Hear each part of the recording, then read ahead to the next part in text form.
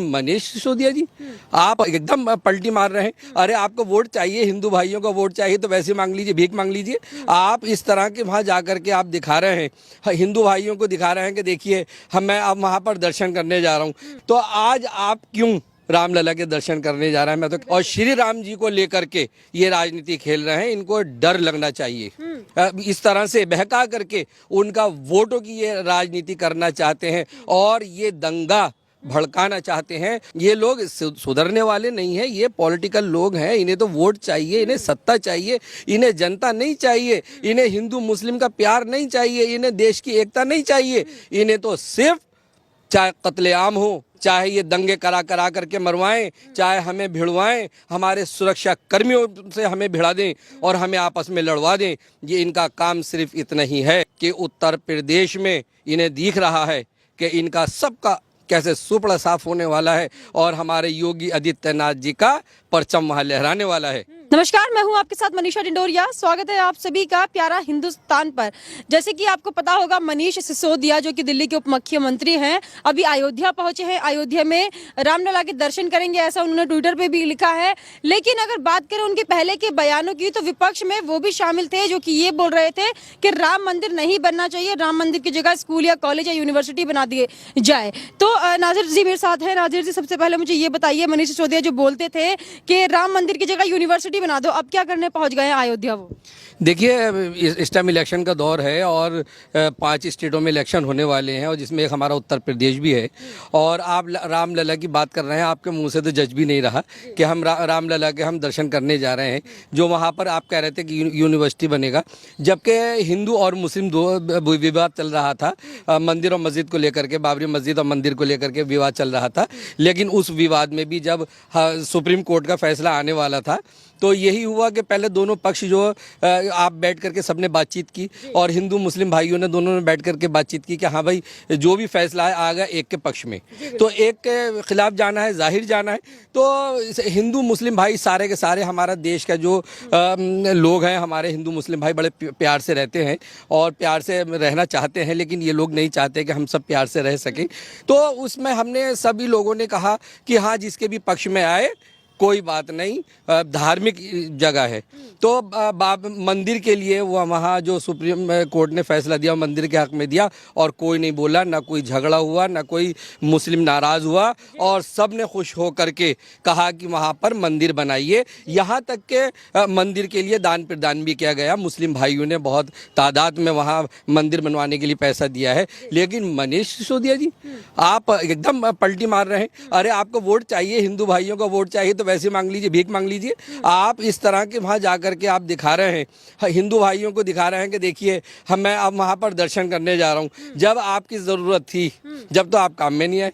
और आज आप वैसे ही वहां पर जब सारा कुछ हो गया है, सारा वहां का संगठन बन गया है, वहां की कमेटियां बन गई हैं और मंदिर बनने की कमेटियां बन रही हैं, तो आज आप क्यों रामलला के दर्शन करने जा रहा है? मैं तो कहता हूं कि बड़े अफसोस की बात और हंसी की बात है। इनको नहीं चाहिए कि इस तरह की राजनीति खेल रहे हैं और वो भी एक धार्मिक स्थान पर और श्री राम जी को लेकर के ये राजनीति खेल रहे हैं। इनको डर लगना चाहिए।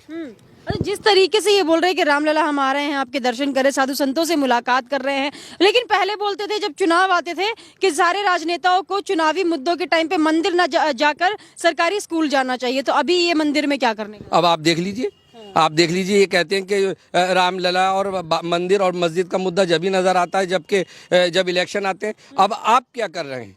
सारा वही जो ये करते हैं, जिस नेचर के ये हैं और जो करना चाहते हैं, वो सबके सामने है। पूरा भारत देश आज देख रहा है कि आज आप वही मुद्दे को लेकर के, जिस मुद्दे को लेकर के हमारे हिंदू मुस्लिम भाई और सब ने कहा कि नहीं, अगर सुप्रीम कोर्ट का फैसला है तो मंदिर बने। और यहाँ तक के सारे मुस्लिम भाइयों ने काफ़ी तादाद में खुश होकर के कहा कि कोई बात नहीं, मंदिर बने, धार्मिक जगह है और अब श्री राम जी का पूजन होगा, कोई दिक्कत नहीं है। लेकिन आज ये वहाँ राजनीति खेलने गए हैं। हम सबको, पूरे भारत देश को ये हमें गुमराह कर रहे हैं, क्योंकि हम सब भोले भाले कम पढ़े लिखे लोग हैं, गरीब लोग हैं भारत देश में। और ये इस तरह से बहका करके उनका वोटों की ये राजनीति करना चाहते हैं और ये दंगा भड़काना चाहते हैं और इस तरह से वहाँ जा करके दिखाना चाहते हैं देखिए हम हम हैं, हम आपके साथ हैं। तो इनको जो सबक दिखेगा, आप देखिएगा उत्तर प्रदेश में जहाँ योगी सरकार, योगी आदित्यनाथ जी जैसे सबको साथ लेकर के चले, सबका साथ, सबका विकास और सबका विश्वास की उन्होंने बात की, और वो खरे उतरे और उन्होंने हर तरह से सबको सपोर्ट किया, बीमारी से लेके और सारी योजनाओं तक उन्होंने सबको एक समान देखा है। लेकिन ये लोग सुधरने वाले नहीं है, ये पॉलिटिकल लोग हैं, इन्हें तो वोट चाहिए, इन्हें सत्ता चाहिए, इन्हें जनता नहीं चाहिए, इन्हें हिंदू मुस्लिम का प्यार नहीं चाहिए, इन्हें देश की एकता नहीं चाहिए, इन्हें तो सिर्फ चाहे कत्लेआम हो, चाहे हमारे देश के नागरिक बीमारी से मरें, चाहे ये दंगे करा करके मरवाएं, चाहे हमें भिड़वाएं, हमारे सुरक्षा कर्मियों से हमें भिड़ा दें और हमें आपस में लड़वा दें, ये इनका काम सिर्फ इतना ही है। और ये सिर्फ जो मुद्दा उठा रहे हैं, ये सिर्फ मुद्दा उठा रहे हैं इसलिए कि उत्तर प्रदेश में इन्हें दिख रहा है कि इनका सबका कैसे सुपड़ा साफ होने वाला है और हमारे योगी आदित्यनाथ जी का परचम वहाँ लहराने वाला है। चुनाव अब आने वाले हैं तो सभी के सभी चुनाव के लिए वहां पर जा रहे हैं, लेकिन दिल्ली संभाला नहीं जा रहा और चुनाव की तैयारी कर रहे हैं यूपी में। जीत पाएंगे इस तरह से? बिल्कुल कभी नहीं। सारी जनता जान गई है, सारी जनता, सबको चाहिए रोटी कपड़ा मकान, सबको चाहिए नरेंद्र मोदी प्रधानमंत्री जी की योजनाएं, सबको चाहिए योगी जी की योजनाएं। जैसे योगी जी ने 50 लाख कुछ हजार वहाँ घर दिए, जिसमें बहुत ज़्यादा तादाद में मुस्लिम भाइयों को भी उन्होंने घर दिए। आज वो मुस्लिम जिसको छत मिल गई है, बड़े बड़े लोग, बड़े बड़े परिवार, बड़े लंबे टाइम से किराए पर रह के और उनकी नस्लें गुजर गई किराए पर, उन्हें घर नसीब नहीं हुआ। तो ऐसे योगी आदित्यनाथ जी जिन्होंने मकान दिया, आज लोग खुश हैं कि हमें छत मिल गई है और उन्हें विकास नज़र आ रहा है, काम नज़र आ रहा है।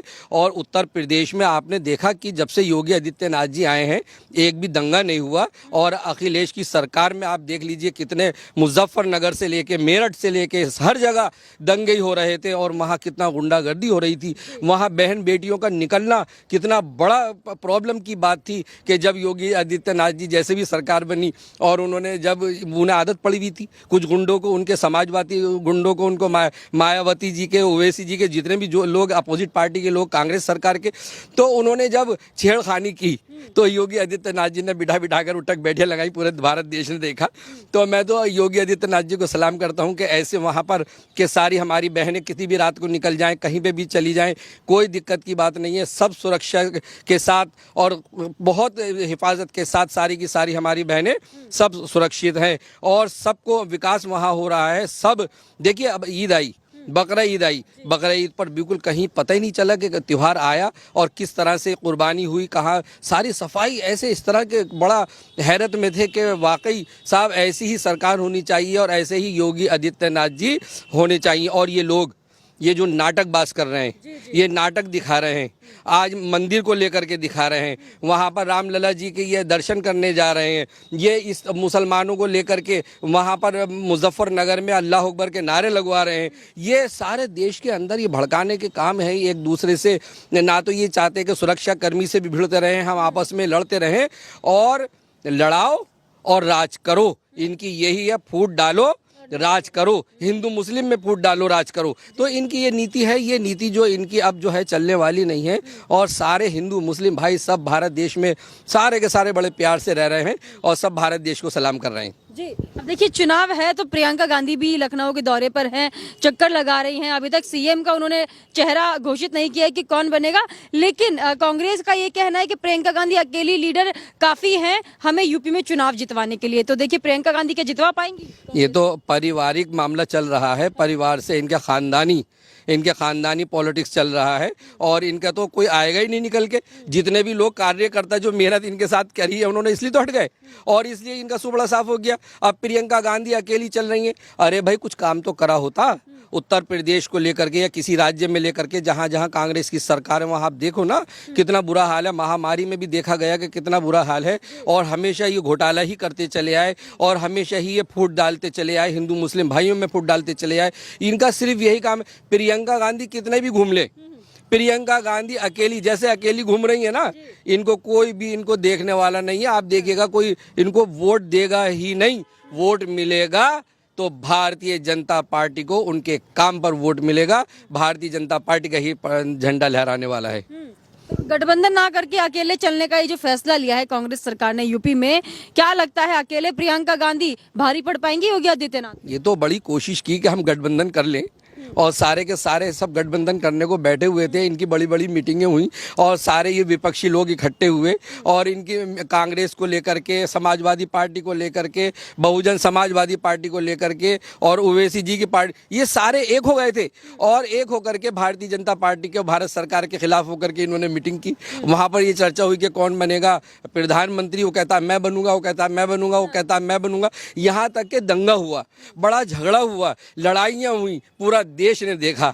तो ये जो लोग खुदगर्ज हैं, ये जनता के हित में नहीं है, ये जनता की भलाई के लिए नहीं है, ये जनता से प्यार नहीं करते, ये जनता का विकास नहीं चाहते, ये जनता का भला नहीं चाहते, ये देश में सुकून नहीं चाहते। ये सारे के सारे ये सब दंगाई हैं और ये सारे के सारे नाटकबाज हैं, ये सब खुदगर्ज हैं, ये सारे मतलबी हैं और अपने मतलबों के लिए निकल के आ रहे हैं और इनका गठबंधन भी टूट गया। अगर ये वाकई जनता की भलाई के लिए होते तो इनका गठबंधन नहीं बन गया होता। गठबंधन बन ही नहीं सकता। अगर गठबंधन भी लेकर के चलेगा और पूरे परिवार को, भारत देश को जो संगठन लेकर चलेगा और सारे धर्मों को लेकर के, हिंदू, मुस्लिम, सिख, ईसाई, यहूदी, पारसी, सारे लोगों को लेकर चलेगी तो पार्टी है वो भारतीय जनता पार्टी, जिसका झंडा बड़ा सही करके लहराने वाला है। पूरा भारत देश उनको सलाम कर रहा है। जी जी जी, एक आखिरी क्वेश्चन मैं आपसे करना चाहूंगी। जिस तरीके से आम आदमी पार्टी अभी यूपी में चक्कर लगा रहे हैं, केजरीवाल, मनीष सिसोदिया, ये एक वोट बैंक के लिए पहले लड़ा करते थे और जीत भी गए थे दिल्ली में, और अब ये दूसरे वोट बैंक के पीछे भाग रहे हैं। तो ऐसे दोहरी राजनीति करके जीत पाएंगे? असल में एक तो हमारे दिल्ली की जनता और बल्कि मैं कहूं कि भारत देश की जनता बड़ी भोली, हम कम पढ़े लिखे गरीब लोग हैं और जैसे जो हमसे कह देता हम ऐसे ही चल पड़ते हैं और हम लोगों के कहने में बड़ी जल्दी आ जाते हैं। हमारे दिल्ली की जनता ने केजरीवाल जी पर बड़ा विश्वास किया। मैं फ्री में ये करूंगा, मैं फ्री में महिलाओं के लिए बसें फ्री, बिजली का बिल फ्री, पानी फ्री, अरे कहाँ फ्री? आप अगर देखें तो उन लोगों से पूछिए, मेरा ही बिल अगर आप देखें तो 6,000 महीने का आता है, जबकि मेरे यहाँ इतना लोड नहीं है। तो सारे लोगों का अगर हम देखें कि जितने, अगर हम सर्वे हमने जो करा वहाँ पर सबके खूब बिल आ रहे हैं। किसी किसी का कोई किराएदार है और उसके बेचारे के फ्रिज नहीं है, कूलर नहीं है, कुछ तो उसका जीरो आ जाता है, तो उसको कहते हैं कि हमने जीरो कर दिया है, हमारा बिजली पानी फ्री। अच्छा, अब ऐसा फ्री भी किस काम का कि हम किसी को जहर दे रहे हूँ? पानी, गंदा पानी, सीवर का पानी, टॉयलेट का पानी, उसमें जरासीम, उसमें डेंगू, अरे जहरीला पानी। अरे हमें आप ऐसा पानी, फ्री का पानी क्या आप हमें पिला रहे हैं? आपको शर्म आनी चाहिए क्या? और हमारे लोग बीमार हुए, इनकी वजह से बीमार हुए, जो इन्होंने गंदा पानी दिया। तो काय का फ्री? जब हम दवाइयाँ दे रहे हैं, लेकर आ रहे हैं, डॉक्टरों को हम जा रहे हैं, लाइनों में लग रहे हैं, मेडिकल स्टोरों से हम दवाई ला रहे हैं, हम अपनी दिहाड़ी खराब कर करके हॉस्पिटलों में जा रहे हैं। तो ये जो केजरीवाल हैं, ये बड़े नाटकबाज और बड़े बेईमान, बड़े शातिर, बड़े चालाक। देखिए प्रधानमंत्री नरेंद्र मोदी जी, वो बहुत उन्होंने गरीबी देखी और उन्होंने कहा कि जो दिल्ली है, दिल्ली को हम एक कार्ड देते हैं क्योंकि दिल्ली में बड़े गरीब लोग हैं, यहाँ काम करने लोग जाते हैं। तो कहने को अस्पताल, जो हॉस्पिटल्स हैं, कि फ्री इलाज है, लेकिन जब हम सुबह उठकर 9 बजे हम निकले हॉस्पिटल के लिए मरीज को लेकर के, तो वहाँ जा कर के पहले हम लाइन में लगे, पहले हमने पर्चा बनवाया, फिर हम लाइन में लगे डॉक्टर को दिखाने के लिए, फिर हम लाइन में लगे दवाई लेने के लिए। सारी दिहाड़ी ख़राब हो गई, थक गए, घर आकर पड़े और हमें होश नहीं। तो प्रधानमंत्री जी ने कहा मैं 5 लाख रुपया आयुष्मान भारत योजना का कार्ड दिल्ली को देना चाहता हूं। ये देने नहीं दे रहे हैं, ये केजरीवाल जी मना कर रहे हैं कि नहीं, यहाँ कार्ड लागू नहीं होगा। अरे क्यों नहीं होगा? ये जनता हमारे, आपकी नहीं है, आप मुख्यमंत्री हैं, तो आप क्यों ऐसा कर रहे हैं? आप तो इनकी भलाई के लिए कोई भी भारत सरकार दे या आप दें, और सारी चीज़ तो आप मांगते हैं, आपको आदत पड़ी है भारत सरकार से लेने की, उनके कार्ड को कैसे मना कर रहे हैं? तो उसमें 5 लाख रुपए और कार्ड में, और पूरा हम कभी भी किसी प्राइवेट हॉस्पिटल में या कहीं भी जाके हम अपना टेस्ट कराएं और हम अपना इलाज कराएं, वो है इलाज। ऐसे प्रधानमंत्री तो है ना, वो मिल नहीं सकते पूरी दुनिया में। मैं कहता हूं कि प्रधानमंत्री नरेंद्र मोदी जी से नहीं है। और उत्तर प्रदेश जितनी बड़ी आबादी का क्षेत्र, 23 करोड़ की आबादी का, ऐसे योगी आदित्यनाथ जी, ऐसे मुख्यमंत्री पूरे भारत देश और पूरी दुनिया में नहीं है। जी बहुत बहुत धन्यवाद आपका सर। देखिए, इन्होंने जिस तरीके से हमें समझाया कि किस तरीके से अरविंद केजरीवाल और मनीष सिसोदिया जो है दोहरी राजनीति खेल रहे हैं। पहले वो एक वोट बैंक के पीछे भागते थे, लेकिन अभी दूसरे वोट बैंक के लिए रामलला के दर्शन करने भी जाएंगे, मंदिर का चक्कर भी काटेंगे और वोट बटोरने का काम भी करेंगे। आपका इस पर क्या कहना है, हमें कमेंट करके जरूर बताइएगा। हमारे साथ ऐसे ही बने रहिए, देखते रहिए प्यारा हिंदुस्तान।